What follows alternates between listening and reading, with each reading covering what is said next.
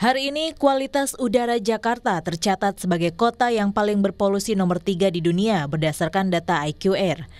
Indeks polusi di Jakarta mencapai poin 137 atau berkategori tidak sehat bagi kelompok sensitif. Menurut situs iqr.com, per pukul 15 waktu Indonesia Barat, polusi Jakarta terburuk ketiga dunia setelah Dubai, Uni Emirat Arab, dan Doha, Qatar. Pemerintah berusaha mengatasi masalah pencemaran udara termasuk menempuh jalur hukum. Tim penyidik penegakan hukum Kementerian Lingkungan Hidup menindak pelaku polusi di Jakarta dan sekitarnya. 4 orang dijadikan tersangka terkait penyebab polusi di wilayah Jabodetabek.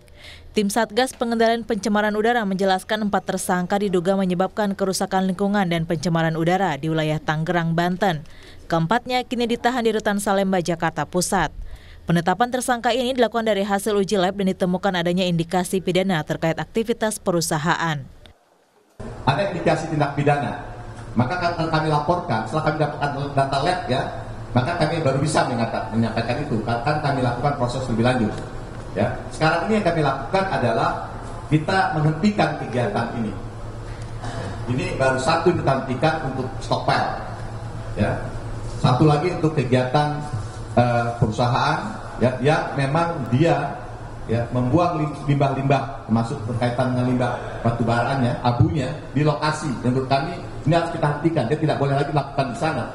Karena kalau tidak kan juga berpotensi menyebabkan terbangnya abu-abu itu ke udara. Ini juga sama kan. Kepala Dinas Lingkungan Hidup Provinsi DKI Jakarta menyebut meskipun sudah diberlakukan WFH, tapi belum cukup signifikan untuk memperbaiki kualitas udara khususnya di ibu kota. Pemprov DKI juga mendorong uji emisi dan kelayakan kendaraan bermotor, karena salah satu faktor yang memperburuk kualitas udara adalah aktivitas kendaraan yang tidak ramah lingkungan dan juga kegiatan pabrik di sekitar Jakarta. Bahwa dari parameter yang berkontribusi dalam menurunnya kualitas udara Jakarta itu ada 7 parameter. Untuk SO2-nya sumber utamanya dari industri 61,96. Kemudian kalau yang NOx, CO, PM10, PM2,5, kemudian black carbon itu memang mayoritas dari transportasi. Sebelumnya, Satgas Pencemaran Udara sudah menerjunkan 6 tim yang akan memeriksa 8 lokasi di Jabodetabek untuk memeriksa kondisi wilayah, khususnya wilayah yang terdapat pabrik atau perusahaan yang diduga menjadi salah satu penyebab buruknya kualitas udara saat ini. Ada 6 tim. Ya, kalau nggak salah kita akan pergi kepada 8 lokasi ya, di sekitar pertama adalah Jakarta, kemudian di Bogor, kemudian juga di Bekasi dan juga di Kerawang, perbatasan Bekasi dan Kerawang. Fokus kita lebih ke PLTU atau yang lain, Pak? Fokus kita adalah kita melihat kepada sumber-sumber emisi yang berpotensi menyebabkan permasalahan polusi udara di Jakarta ya. Pertama kami sampaikan kami melakukan pengecekan, pengawasan di lokasi-lokasi yang mempunyai PLTU. Buruknya kualitas udara di DKI Jakarta berdampak pada pasien penderita infeksi saluran pernafasan atau ISPA yang meningkat. Di RSUP Persahabatan Jakarta, kenaikan penderita ISPA mencapai 30% di periode Maret hingga Juli 2023. Menteri Kesehatan Budi Gunadi Sadikin optimis polusi udara di Jakarta bisa dikendalikan. Menkes menegaskan pihaknya bergerak di sisi hilir yang berarti Kementerian Kesehatan hanya menangani akibat dari polusi udara. Hilir ya, bukan di hulu. Kita menangani akibatnya, bukan menangani sebabnya. Jadi posisi saya adalah mengencourage agar sektor-sektor di hulu, yaitu ada sektor energi, sektor transportasi, sektor lingkungan hidup, supaya bisa memperketat untuk emisi partikel-partikel ini, sehingga kita yang di hilir itu tekanannya berkurang. Buruknya kualitas udara di Jakarta sebenarnya sudah menjadi isu perbincangan sejak 4 dekade silam. Sayangnya, bahasan terkait persoalan itu hanya terkesan timbul tenggelam tanpa penanganan yang serius dan berkelanjutan. Tim Liputan Kompas TV. Benarkah masalah polusi udara bisa diselesaikan lewat jalur pidana? Kita bahas bersama Daniel Johan, anggota Komisi 4 DPR RI. Bang Daniel, selamat malam. Malam, Mbak Livi, sehat. Sehat Bang, kita juga akan sapa Satrio Manggala, Manajer Kajian Hukum dan Kebijakan Walhi. Bang Satrio, sehat ya? Ya, selamat malam Mbak Livi. Sebelumnya kita juga sudah mengundang pihak Satgas Pencemaran Udara KLHK, tapi belum bisa bergabung dalam dialog kali ini. Saya ke Bang Daniel dulu, Bang. Ini Satgas Pencemaran Udara sudah menetapkan tersangka. Menurut Anda, apakah ini langkah yang tepat ataukah justru seharusnya kita mencari dulu sumber polusi udaranya itu dari mana sebelum menetapkan tersangka? Ya, terima kasih. Tentu kita mengapresiasi ya pemerintah KLHK dalam hal ini merespon dengan cepat masukan-masukan yang diberikan, termasuk ini kan masukan dari Komisi 4 langsung di Kompas kemarin juga, bahwa selain dari kendaraan justru yang utama adalah industri-industri yang mengeluarkan emisi dan pencemaran udara yang banyak berdiri di sekitar Jabodetabek. Tetapi yang kita dorong adalah sebenarnya kita ingin memastikan apakah SOP dua hal. Yang pertama adalah AMDAL-nya sudah berjalan dengan baik sesuai dengan peraturan. Yang kedua, apakah pengolahan limbahnya juga sudah sesuai dengan aturan. Nah, itu yang harus dijelaskan oleh pemerintah saat ini.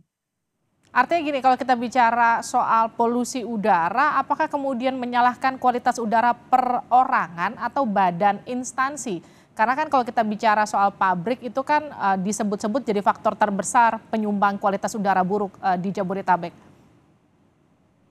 Ya tentu harus lebih kepada instansi karena perorangan kan kita mau menindak berapa juta orang sulit. Dan memang yang penting kan kebijakan pertama adalah memastikan lembaga yang memang industri utamanya itu kan AMDAL-nya dan pengolahan limbahnya sudah tepat gitu kan. Nah, kalau per individu itu kan lebih ke kebijakan bagaimana pemerintah bisa menghadirkan transportasi umum yang nyaman, yang baik dan aman untuk masyarakat. Kalau masyarakat nggak diberikan alternatif, ya kita nggak bisa menyalahkan masyarakat kan. Oke, saya ke Bang Satrio dulu. Jadi kalau Anda melihatnya kinerja Satgas Pencemaran Udara dengan menetapkan tersangka pencemaran udara ini langkah yang tepat atau justru salah kaprah? Ya, bagi kami itu tepat atau tidaknya kan tentu akan diukur dari seberapa dia efektif untuk mengatasi polusi udara yang saat ini sedang dihadapi oleh warga Jakarta khususnya gitu ya. Nah, dalam segi hukum itu sendiri, penegakan hukum pidana itu ultimum remedium prinsipnya. Dia digunakan di fase terakhir. Nah, agak uniknya dalam penerapan hukum lingkungan itu sebetulnya Mbak, dalam pendekatan green criminology, memang instrumen utamanya itu instrumen pencegahan. Nah, seringkali orang salah paham begitu. Bentuk kejahatan terhadap lingkungan itu terkategorisasi ada dua. Ada yang dianggap sah, tapi dia melampaui dari izin yang diberikan. Ada yang sebetulnya tidak sah karena dia tidak memenuhi instrumen perizinan atau instrumen administratifnya gitu. Nah, sebagai langkah penegakan, kalau dia tidak berizin, ya memang harus ditegakkan secara hukum gitu. Pendekatannya memang pidana kalau tidak berizin gitu. Nah, kalau dia berizin dan dia melampaui, biasanya pendekatannya hukum administratif. Ada sanksi peringatan pertama, kedua, ketiga. Tapi yang kami mau bilang begini, kalau itu adalah hanya sebagai kambing hitam atas peristiwa yang dialami oleh warga Jakarta, itu tentu tidak efektif untuk menyelesaikan masalah gitu. Seberapa kemudian yang diakibatkan oleh sumber pencemar yang hari ini ditangkap oleh Gakum KLHK tersebut terhadap kontribusinya terhadap pencemaran udara di Jakarta. Tentu bagi kita untuk mengatasi persoalan ini ya kita harus fair untuk membuka data sumber utama sebetulnya dari pencemaran udara Jakarta itu siapa saja. Baik di badan usaha maupun di sektor transportasi. Tentu ya Walhi telah mengungkapkan di berbagai sektor gitu. Tidak hanya sektor industri, sektor transportasi juga berkontribusi terhadap pencemaran udara. Tapi kalau dari hitung-hitungan Walhi, mana yang lebih dominan untuk kemudian dikatakan sebagai faktor utama pencemaran udara di ibu kota khususnya? Industri atau transportasi publik? Transportasi pribadi? Keduanya cukup dominan Mbak gitu. Tapi konsentrasi kemudian di saat musim tertentu seperti musim kemarau konsentrasinya menjadi sangat hebat gitu di Jakarta. Keduanya cukup dominan. Tapi industri beradanya itu di wilayah integrasi, tidak di wilayah pusat perkotaannya Jakarta, tapi di wilayah-wilayah penyangga. Banten, di Karawang, Tangerang, pusat-pusat industri gitu yang terbawa oleh konsentrasi angin ke Jakarta. Tapi di Jakarta sendiri cukup dominan itu dari transportasi memang. Ya, ini kan WFH udah jalan 4 hari untuk ASN di Jakarta. Saya ke Bang Daniel, kalau Anda melihatnya ini langkah efektifkah yang bisa diambil Pemprov DKI Jakarta untuk mengurangi polusi atau justru sebaliknya?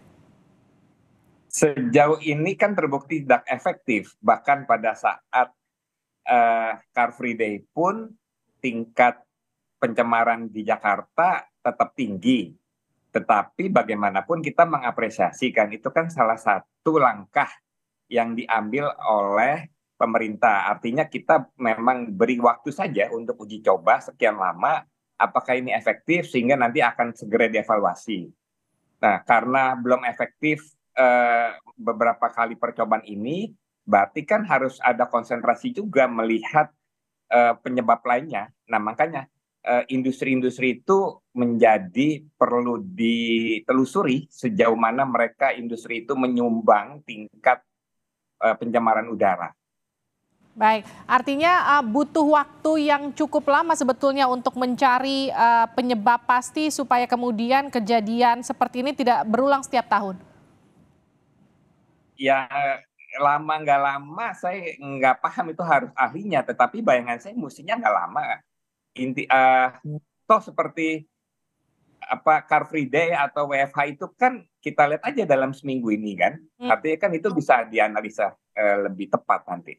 Oke, yang pasti kemudian mencari akar permasalahannya, kemudian menemukan solusinya supaya kemudian bisa jadi langkah efektif untuk mengurangi paling tidak polusi udara di ibu kota dan sekitarnya. Terima kasih Bang Daniel, terima kasih juga Bang Satrio sudah bergabung bersama kami di Sapa Indonesia Malam.